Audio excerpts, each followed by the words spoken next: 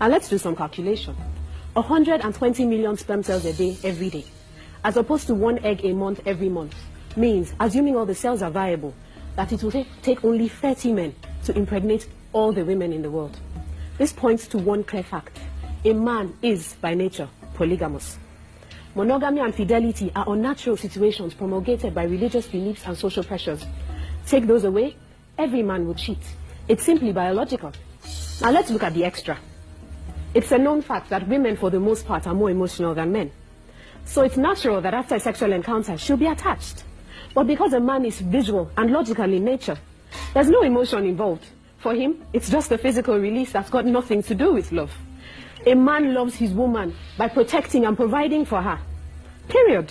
It's really quite simple. For a man, the physical and the emotional, two separate. I've been reading that men biologically are attracted to more than one woman, meaning that they're not typically monogamous.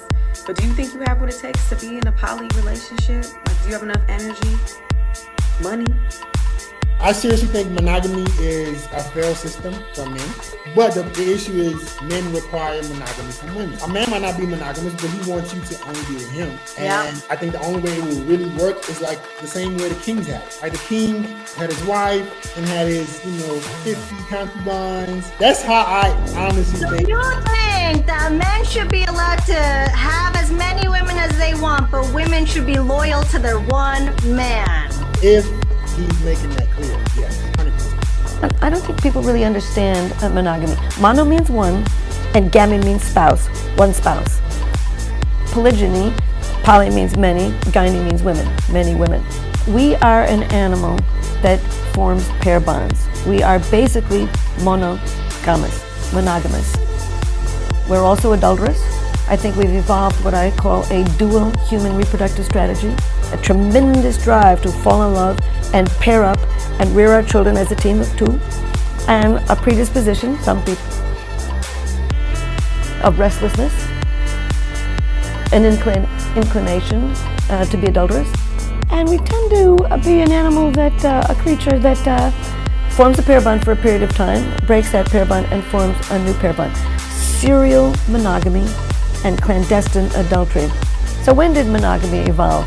I think it evolved over 4.4 million years ago when our ancestors were coming down out of the trees. 97% of mammals do not pair up to rear their young. Elephants couldn't be bothered, giraffes couldn't be bothered, gorillas form a harem, people form pair bonds. Everywhere in the world, the vast majority of people have one partner at a time.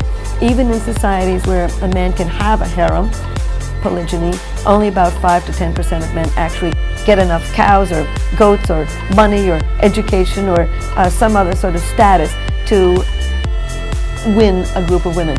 A woman will not be the second wife of a poor man, only if the perquisites outweigh the costs.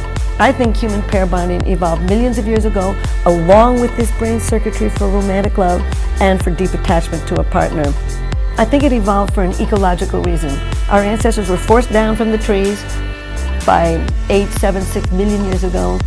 They had to begin to walk on two legs over very dangerous open grasslands, and at that point they began to stand up on 2 feet instead of 4, to carry weapons and to carry tools and to carry food back to a place where they could eat unmolested by predators. And with the beginning of walking on 2 legs instead of 4, females began to have to carry their babies in their arms instead of on their backs. And if I were to give every woman in the world a 20-pound bowling ball to carry around for the next 4 years, and also try to carry sticks and stones and collect fruit and vegetables and run from lions, etc., they too would look around for a mate. So by 4 million years ago, in order to survive, females began to need to form a pair bond at least long enough to help raise a child through infancy. Males, I don't see how in these open grasslands a male could have really protected a harem of females, not only from wild animals, but from other males. So pair bonding became essential to females and suitable to males. and humanity went over what I call the monogamy threshold, and we began to evolve this drive to fall in love and form a pair bond and rear our children as a team, a hallmark of the human animal today. Are humans designed to be monogamous? I feel like anyone who's trying to disrupt relationships, I really admire that. I think that we have this one-size-fits-all toaster model of relationships where if you think about a toaster, you buy it at the store, you plug it in, you never expect it will get better. Why can't we think about relationships more like an iPhone where there's software and you can constantly be getting more apps and you can be deleting apps? How can you adapt and grow as the relationship adapts and grows? And so I would say I have lots of friends that are in ethical, non-monogamy relationships who have found that this is something that they love to think about and talk about. And so I personally believe that there is a lot of space to explore different relationship structures. I don't think monogamy exists. I think every once in a while you meet a dude and he only with his girl. Very rare. We are men, especially men who have means. You have women. And if you say it ain't true, you're not being genuine. I know your girl probably watching, but just think how sweet it would be if you could talk to your girl for real. Do you know the harmony that might be able to come from that? But you didn't pick a girl you could talk to for real. You picked a girl that you're willing to act for as long as you can keep her. That's what most people are in that situation. But we men, we got money. You got girls. You can't not be with them. There's too many beautiful women in the world to just lie to one girl and be like, look, I'm only with you. That's some bullshit. Check this out, fellas. Women don't enjoy the monogamous meaning. Listen, trust me. Only men that get cheated on are the ones that's what they want. But I don't believe that men are meant to be monogamous. I don't think that they're meant to be with one woman. Physically. I'm not talking about emotionally. I'm not talking about mentally. I'm not talking about none of that. Why men can just do the do and choke the dudes. When they do it, a lot of them don't have any kind of emotion or nothing attached to it. It's in their nature. They're just naturally like that. You know, that's why they can do the do and choke the dudes. But us as women, of course, we're emotional creatures. You know, when we do the do, it's hard for us to jump the do. You know what I mean? If we're feminine women, not masculine women. Yeah, absolutely. We need to rethink love and commitment. 60 years ago was when we decided that men had to be monogamous too. Men were not monogamous. For all of recorded human history, men had concubines and whores, and 60 years ago, straight relationships began to become more egalitarian, and it was less of a property transaction. A marriage had been a property transaction for most of recorded human history, and it became a union of two equals. And at that moment, instead of deciding to allow women to have the same sort of freedom and leeway that men did, we decided to let men have the same limitations, impose the same limitations that women had, and we put monogamous sexual commitment at the heart of all relationships, all long-term commitments, all marriages, and we have watched. We should now be able to recognize the consequences of that. There are a lot of short-term relationships, a lot of divorce, because monogamy is ridiculous, and people aren't any good at it. You're not wired for it. We didn't evolve to be. It's not natural, and it places a tremendous strain on our marriages. And our long-term commitments, to expect them to be effortlessly monogamous. Because what we've said is, if you're in love, you won't want to have sex with anybody else. And what we need to tell people is that if you're in love, you can make a monogamous commitment and you will refrain from having sex with other people, but you will still desperately want to fuck the shit out of other people. But people understand love means I don't want to fuck other people because of these misconceptions pumped into people's heads about romance, love, and what it means. And so they meet somebody else that they're attracted to, and they're attracted to this other person. They go, well, I must not be in love with my partner anymore, otherwise I wouldn't be attracted to this person. Or they feel threatened when their partners are attracted to other people, as if, it makes them feel insecure. And we just need to get past that. And we talk about monogamy the way we talk about virginity, that, you're monogamous till you fuck somebody else, and then you ruined it. You popped your monogamy hymen and destroyed your monogamous relationship.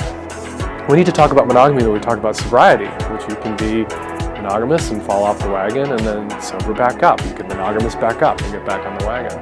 And the truth of the matter is that if you're with somebody for 40, 50 years and they only cheated on you a few times, they were good at being monogamous. Not bad at being monogamous, they were good at it. So I do think there needs to be some leeway. And a lot of really good, loving relationships are destroyed because somebody wants a little variety or isn't getting a need met and feels they have to step out, and it explodes the relationship. I'm conservative. I think that we should do what we can to preserve marriages and long-term relationships. And one way to do that is to encourage people to have more realistic attitudes about sexual exclusivity.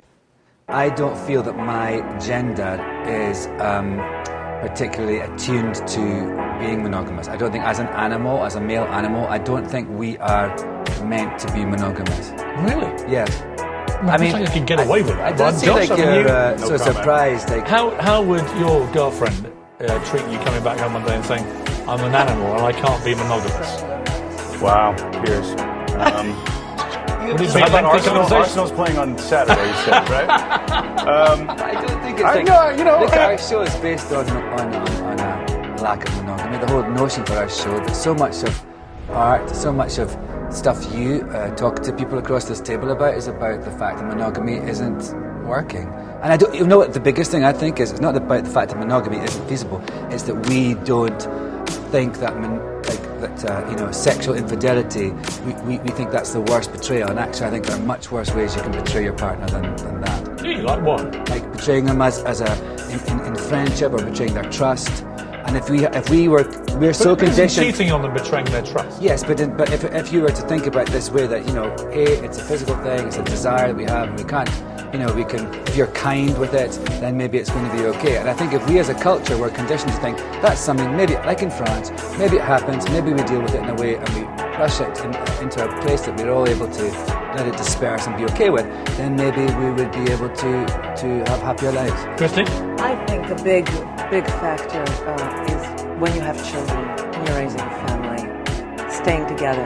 I think the greatest gift Matthew and I gave our kids was staying together and working things out. And, it can be really hard, and you endlessly should. You need to bring more women for your husband. Trust me, the moment you accept this, your life's gonna change. Men need more than one woman, and men crave more than one woman. See, the thing is, we don't want to say this to ourselves. We prefer to say, I'm enough, but it has nothing to do with you. As a matter of fact, when you understand this and have this real talk with your husband, when you understand this, the bond you have with your husband will be unbreakable. Important to you. He starts to exhibit that. It's a difference between trying to control you. It's a difference between being jealous. There's a difference. Come here, come closer. Okay? Because some of y'all are addicted to them toxic relationships. You think when a man is jealous, then he cares. No, he doesn't care. He just wants to make sure he can give you half-ass effort and still have you on the hook for him. That's it. But when a man is really falling for you biochemically, he starts to exhibit what's called mate garden. This has been studied multiple times. And that's where a man wants to protect what is his. Ma'am, he's afraid of losing you. He gets afraid to lose you. And he usually doesn't tell you this, but his action shows that he doesn't want to lose you to the competition. He ain't gonna be running off. He doesn't want you to be dissatisfied. He wants you to stay with him, especially in the beginning.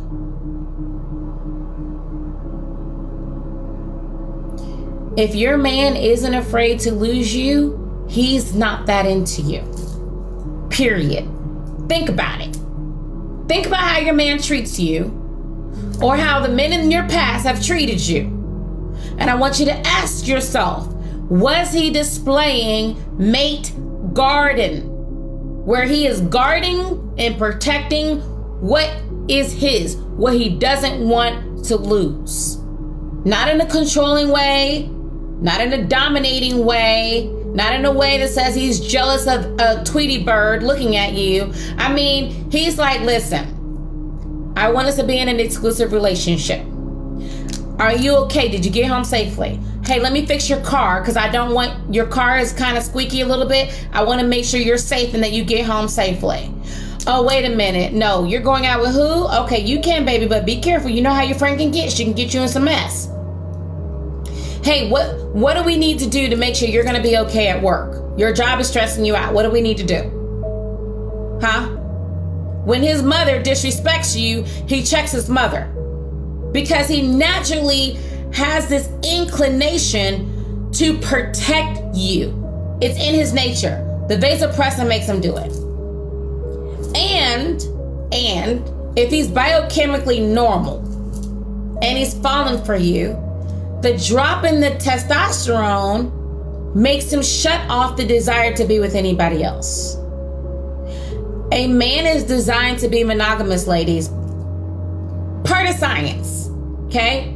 I'm going to hate for this, but it is true. The truth is, when guys get into a monogamous relationship, if he's a desirable guy who has options, he is making a bigger sacrifice to establish that relationship than she is. Because the difference is, a guy can want to be with you, but can still want to have sex with other women. Most guys who have the options do that. When you meet a guy that you want, you don't want to have sex with any other guy. That's true. So you being exclusive to him is not a sacrifice. You're naturally doing that. For a guy, it's a sacrifice that he makes. And the time that he's taking is, do I trust her enough to invest my future in her? And is she worth the sacrifice? Because the way men and women show loyalty is different. Men show loyalty by not sleeping with any other woman. Women show loyalty by never leaving the man, by not leaving him for a better option. That's why guys have an issue with your job, because you are exposed to men who could be better options for you. Wow. That makes sense? Yeah. Monogamy is no benefit to men. Zero benefit. Only to children is it a benefit, into society, in your church. It is not a benefit to you. You don't get better with monogamy. You actually lose testosterone. Okay, so we already talked about how red pill men say that women need to be virgin, and that men are biologically built to spread their seed to as many women as they can. I already mentioned the hypocrisy in that. But I mean, if we're gonna point out biology, women are biologically made to be provocative, to attract males. In a lot of animals, if the female doesn't get pregnant, she just goes and mates with another male. Then she has little ones, she raises them, and the whole process repeats all over again. And for those of you that are gonna say, well, back in the Neanderthal time, women stayed and raised the kids. Well, so did the man. Men in Neanderthal times stayed with the women and the children to ensure that they survived. I mean, Neanderthals seem pretty monogamous to me, don't you think? At no point in your life are you ever going to feel like a man is making you his priority. Okay? No matter what people say, no matter what people do, men are not the types of people to make a woman his priority. And if he does, chances are the woman who is being made a priority does not feel like she wants to be the priority. She wants to be the priority of somebody else. There is no such thing as someone making you 100% his priority when it is completely mutual. I don't believe in that. I think that love is a sacrifice for children. When somebody makes you his priority and you feel like finally he's just doing it to be societally accepted, that may very well be the case. He may be doing it because it will benefit his income, it'll benefit his social status, it'll benefit his potential into meeting somebody else and gaining the new experience. Men are all about the new experience of falling in love and the initial greeting. That all wears out, and they want to be accepted as an alpha male figure. Even if they're not, they want to see themselves as some kind of recognized, established human being in this world with a status. So, when we look at evolutionary practices, in very rare cases has a culture ever been defined by monogamous men. Most of the time, men turn themselves into polyamorous, polygamist cult, some kind of cult, either worshippers or some kind of cult leaders. It's rare when men are capable of only sticking to one woman. It is not in their nature. And when they do, it is very rare, like I said, extremely rare for the woman to feel exactly the same way in return. Usually that kind of relationship is one-sided, as most relationships are. They really are sacrifices. It's not exactly the person that you set your mind into being with. That's a sacrifice for your offspring to have the best possible DNA. I think the challenge is that monogamy isn't really well negotiated at the outset of a relationship. It's not something that people tend to talk about truthfully. And so they find themselves in long-term relationships, in marriages, and it's nothing they've really contemplated. And so a great book for your viewers to read would be The Monogamy Gap by Dr. Eric Anderson, who really does explain the almost cognitive dissonance that so many men find themselves in, where this self-fulfilling prophecy of love being, able to carry the day, it ends up not being true. It ends up being that you are incredibly attracted to so many other people and you don't know what to do about it, and you are very stressed. And I think one of your upcoming guests is going to talk about that. And so, I think this is an eternal story. Infidelity has been around since we've been in relationships, and it's not going anywhere. Simone, you and I know strongly different. I'll let you address this. Go ahead. Oh, dear Noel, I am going to speak up on behalf of women of America, and I'm also going to stand up for men, because men don't want to be this kind of guy. I totally hear you when you say about opportunity. I totally disagree with you when you talk about monogamy. Most men who are intelligent understand the benefits of monogamy. If we talk about the evolutionary basis, the fact is men pee in toilets. They can also be trained to be faithful, and every single man that I have come across who's been unfaithful hates himself for it. Men, I know, want to be monogamous, and if they have these feelings, no one's to say that we can't find other people attractive, but this is about impulse control. And it's about the richness of a relationship that gets diminished when people cheat. Andy in Georgia, what do you have for me? Hi, Dr. Drew. I love your show. Thank you. I'm just wondering, do you think there's an innate genetic component, and I'm speaking from sort of a Darwinian procreation standpoint, that compels men to cheat and makes it almost unnatural for them to maintain monogamous relationships? Well, I'll let you answer that. One aspect of that is I would address that by saying, if you look at every health parameter that you can measure on a male, they're enhanced by monogamy. Life expectancy, probability of certain illnesses, happiness, every measure you can come up with, monogamy enhances that. And monogamy it has a healthiness to it. It has to be maintained. It has to be nurtured. When you diminish it, you injure it and you decrease the probability that you're going to get everything you need from it. Now, in terms of there being some sort of genetic element here, yes, of course. If we were just out we were still, 10 million years ago, we were out in the bush. Yes, there's, look at the way other primates behave. There's no doubt that in that environment, when our life expectancy would be not out of childhood, and once out of childhood, maybe 20 years at the most. Yes, then in terms of advancing our genes through time, yes, there's a genetic push for that. A woman has a massive investment in every sexual encounter. It's potentially 18 years of providing for her, at least risking her life. You got to remember that throughout history, 20 to 50% of women would expect to die in childbirth. So we live in a different time now. Antibiotics have unhinged us from this. The hormonal contraceptives had unhinged us from our biology. So to talk about evolutionary biology, I think is somewhat misplaced. I'm going to go to Virginia in Virginia. What do you got? Good evening, Dr. Drew. Hi, Virginia. Asking a wife to learn how to just deal with her husband's infidelity, to me, is like asking a wife to learn to live in a marriage without trust. And trust so is like a foundation to a house.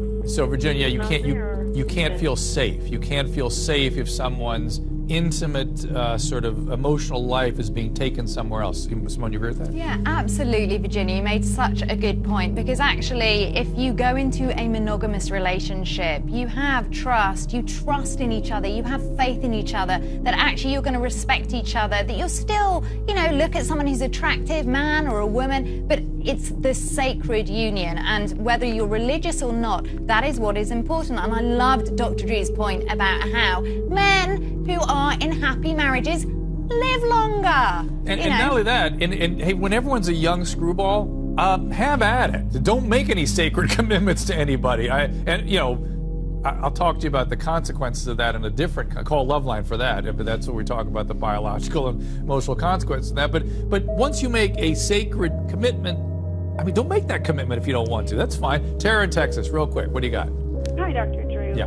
I have a comment and kind of a question. Yeah. My comment is that my marriage has survived an infidelity. We've been married 4 years, and 2 years ago, my husband made an unthinkable mistake. And, it kind of really made us both look at ourselves and realize, how do we get here? Mm-hmm. And to try to rebuild our marriage from the beginning. And it blessed our marriage. It taught me forgiveness, and, it changed our marriage for the better. Yes. I don't know if that happens for everybody. But I guess, a lot of your guests are trying to excuse the behavior as just something men do. But when you think about why men cheat, the core reason typically is, depression or egos or a sense of control. These are deep psychological traits. Why do we keep excusing the behavior as just something they should do when we really should say, look, we really need to treat you and care for you and nurture you through this issue because it's causing you to do things that hurt people. Tara, you bring up some great points, and I see Simone vigorously shaking her head. I'm going to allow her to tell you about her clinical experience with this particular issue. I'm going to give Noel a chance to respond to you, though, before I go to break. Go ahead, Noel. Wait, you'll be after the break. I think what's really important here is there is a psychographic at play. I don't think we should be telling your viewers, though, that somehow it's a negative one, that somehow these people are acting abnormally. The majority of people will be unfaithful at one point or another in their lives. The majority, I think that's important to hear. And they're not just necessarily doing it because some sort of emotional shortcoming. Sometimes they're doing it because of a pure biological sexual desire, and that might be looking for something different than their partner can even give them. For example, married men who want to have a same-sex experience, their partner can't all of a sudden become that same-sex thing, but that is a real drive for millions of men on the quote-unquote down low. It's hard to explain. That isn't necessarily psychological. That's a lot more biological from my perspective. All right. Well, we could argue that particular point all. You say in your book, there is no history of the black man settling down with one woman, right, and never desiring to have another. Before Right. slavery, during slavery, or after slavery, That's the black just the man truth. has never been recorded to have just one woman. Right. Well, I think there's some actual facts we can look at on that. Monogamy has failed for the white man in America. But this is like saying it's okay. It's not me saying it's okay. This is how they're living. I'm giving you the history of what their life is. Black men haven't been waiting on me to tell them it's all right to have more than one woman. Neither have white men. This is just what they do. I'm not talking about fornication and adultery. I'm not talking about one-night stands and running around rampant with other women. That's not the kinds of when I say more than one woman relationship. Mm-hmm. I mean that before we came to America, our men had more than one wife and family. And we were satisfied with it because we had not met the monogamy idea. We had not met the American white woman who, insists on certain kinds of values in her man. We had not learned envy and jealousy. All right, after coming here, those kinds of ideas were bred into us because of society and the mores that the Americans made up here. And so then we started to have problems with that. But I think that since it is apparent that most of them, not all of them, it's certainly up to the man, do love more than one woman. I got tons of mail.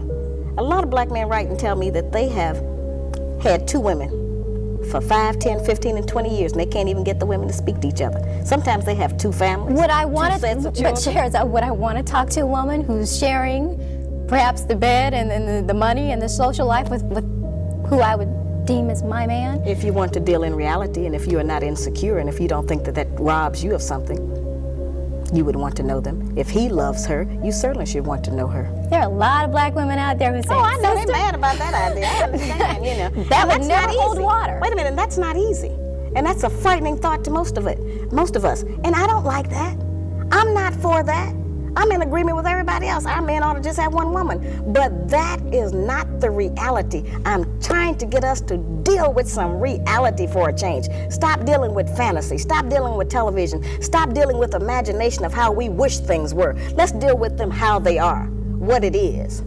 Present tense. And but if we because deal that's with that, happening then doesn't mean I have to like that or want that to means accept that you can live in hell. That means you can live in doubt. That means that you can always be checking on your man. That means that you can be insecure and be, tearful. And that means you can be disappointed when you find out the real truth. And you don't want to have that in your life. None of us do. But in order not to have that, then we have to deal with some reality and recognize that men are not limited in the way that women are. Men are able to love more than one woman. I'm not talking about, as I said, just a random sexual relationship of fornication and adultery and all of that. I mean that there are many black men who have children by more than one woman. What is to become of those children? They need their father. But if you would cheat on me or walk out on me... Well, see, that's what I'm saying. We have to get into definition. Who told us that was cheating? Where did that idea come from that that's cheating? And I'm not saying that a lot of men are not just running around. I'm not talking about that. Mm-hmm. But if a woman finds out that her man has been with a woman while she's been with him for 3 or 4 or 5 years, that's a serious commitment and relationship. And if it hasn't taken anything from me, if I'm not going short of anything, and if this is what he thinks his responsibility is, then what kind of hell are you going to go through to prevent that? Since we cannot stop him, we have not been successful. The white woman has not been successful in stopping the white man from having another woman. They call them a mistress. We pick up a lot of that terminology. But a man who has 2 women, that's not necessarily a mistress. That's just his other woman. Now we got 2 choices. We can be the woman or the other woman. We don't have but those 2. Now I know we don't like that. I don't like that. But that's the reality of our life at some point. Now it's up to the man. But every man doesn't want 2 women, but those that do, they're going to do it. What about our morals and our religion? Whose religion? Whose morals? Not our religion, because we're not practicing the religion of black people anymore. That was taken from us. We don't have our morals anymore. That was taken from us. So whose idea are you representing when you stand up for those values? Not ours. Somebody else's. Some other nationality. And it may work for them. But it doesn't work for us. It hasn't worked for anybody, really, but nobody wants to deal with the truth. Monogamy was only created because of the economics of it.